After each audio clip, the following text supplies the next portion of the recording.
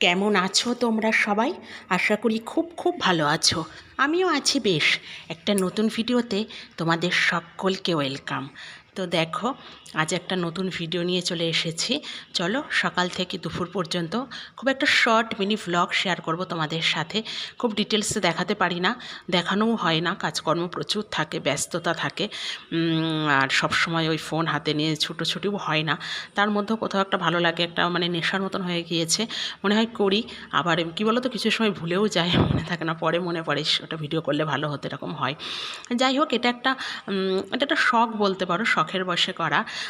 এখন তো ফোন খুললেই সবার দেখি রিলস ভিডিও, মোটামুটি মানে ফোন খুললে এই মানে সব এই রিলস ভিডিও। তো দেখে দেখে আমারও ইচ্ছা করে মাঝে মাঝে যে একটু করি, কিন্তু করার পর বুঝতে পারি ব্যাপারটা ভীষণ টাফের। অনেকে পারে, মানে অনেকেই করছে সব কিছু সামলে, বাট আমার কাছে সবটা কেমন মানে ঘেটে ঘুটে যাচ্ছে। তো যাই হোক, তার মধ্যেও মাঝে মাঝে দিই, কন্টিনিউয়াসলি দিতে পারছি না, পারি না।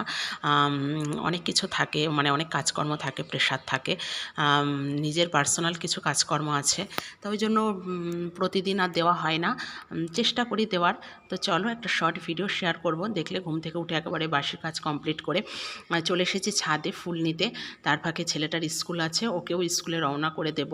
আগে ফুল টুলগুলো নিয়ে যাই, তারপরে ধীরে সুস্থে রওনা করে দিয়ে তারপরে পুজো টুজো দেবো।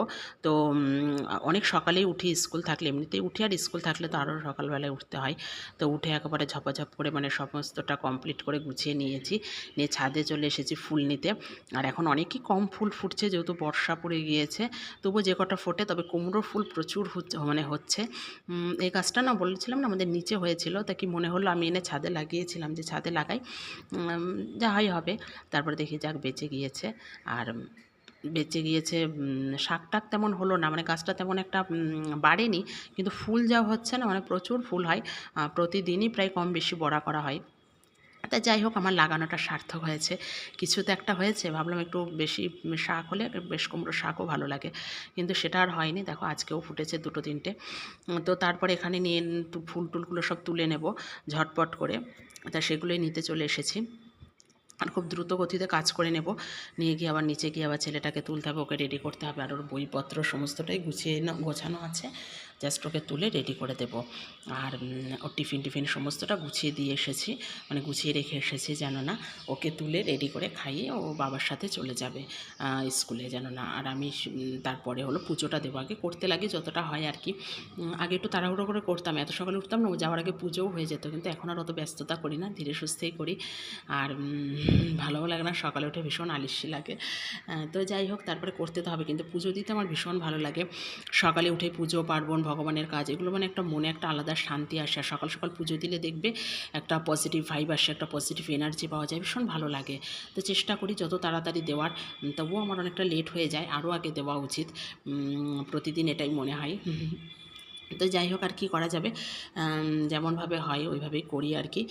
তা ঝমঝম করে এখানে ফুলগুলো তুলে নেব খুব দ্রুত গতিতে, নিয়ে তারপরে হলো গিয়ে ওগুলো গুছাতে হবে। আর সারাদিন তো প্রচুর কাজকর্ম থাকে, আর তোমরা যেটা দেখো ওটা কিন্তু মানে একদম মানে 4 ভাগের 1 ভাগ, আরও তো 3 ভাগ ওগুলো দেখায় না, ভালো লাগে না। আর বলি না, সব সময় ইচ্ছাও করে না সব সময়, জানো না। তো যাই হোক, আর কি করা যাবে। আর তোমরা হলো বেশি বেশি করে কমেন্ট করবে, লাইক করবে, শেয়ার করবে বন্ধুদের সাথে। কেমন লাগে আমার ভিডিও অবশ্যই কমেন্টে জানাবে, ভালো মন্দ কেমন লাগে সেগুলো অবশ্যই কিন্তু জানাবে, কারণ আমি জানি এটা একটা সামাজিক মাধ্যম, তো পজিটিভ নেগেটিভ দু ধরনের মন্তব্যই থাকবে।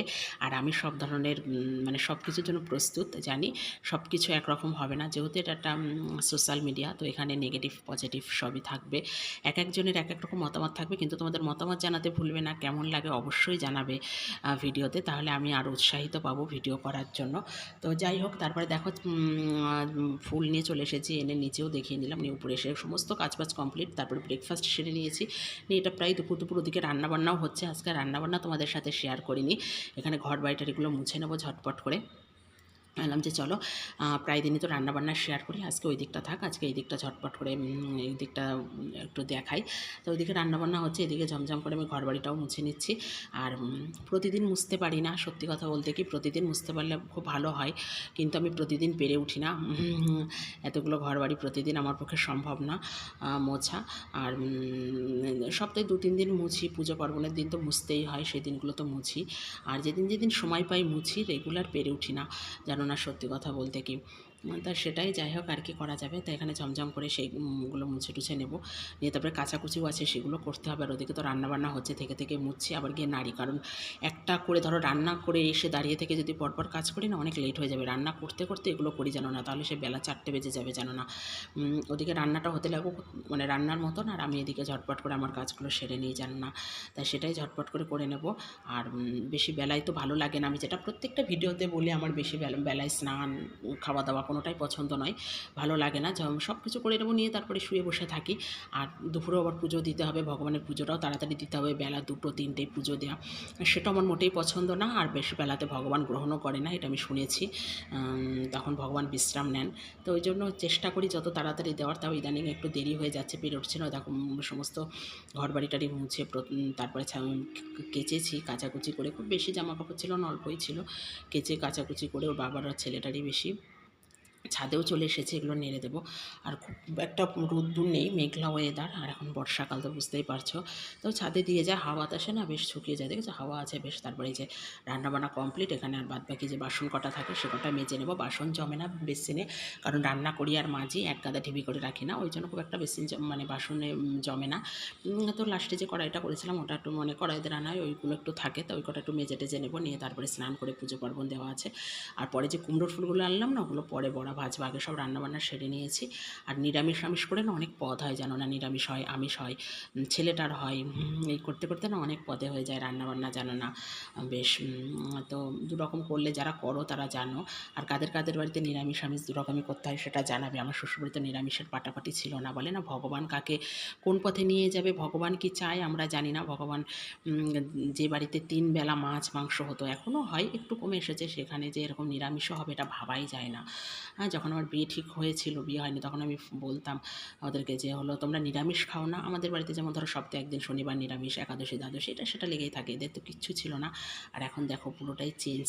তো ভগবান কখন কাকে দিয়ে কী করাবে, কার সাথে কী হবে সেটা আমরা কেউ জানি না। ভগবানের যে কী ইচ্ছা, ওনার যে কী পরিকল্পনা, এটা আমরা আগে থেকে কেউ বুঝতে পারি না, জানতেও পারি না, আর জানা সম্ভবও নয়। তো যখন যেটা হবে সেটাকে মেনে নিতে হবে হাসি মুখে। তো এখন এই যে কোনোদিন ভাবিনি যে আমার শ্বশুরবাড়ি তো নিরামিষ হতে পারে, আর এখন দেখো আমাদের বাবা পুরোপুরি নিরামিষভোজী হয়ে গিয়েছে, টোটাল ভেজিটেরিয়ান। তো ওই জন্য নিরামিষ আমিষ দুরকমই করতে হয়। এখনও একই থালা বাসনে করছি, তবুও কারণ অত পেরে উঠছি না। তো যাই হোক, তারপরে দুপুরে স্নান করে দেখো ভগবানের পুজো পাঠও কমপ্লিট। আর তোমরা সবাই ভগবান দর্শন করো, ভোগ দর্শন করো, ভোগ দর্শনে দুর্ভোগ কাটে, ভগবান সবার ভালো করুক, মঙ্গল করুক, এই প্রার্থনা ভগবানের চরণে সব সময়। তো তারপরে এই যে সমস্তটা দিয়ে আবার চলে এসেছি, কুমড়োর ফুলের বড়াগুলো ভাজবো, কাজের শেষ নেই, একটার পর একটা যেন না। তাই এই যে বড়াগুলো ভেজে নেব।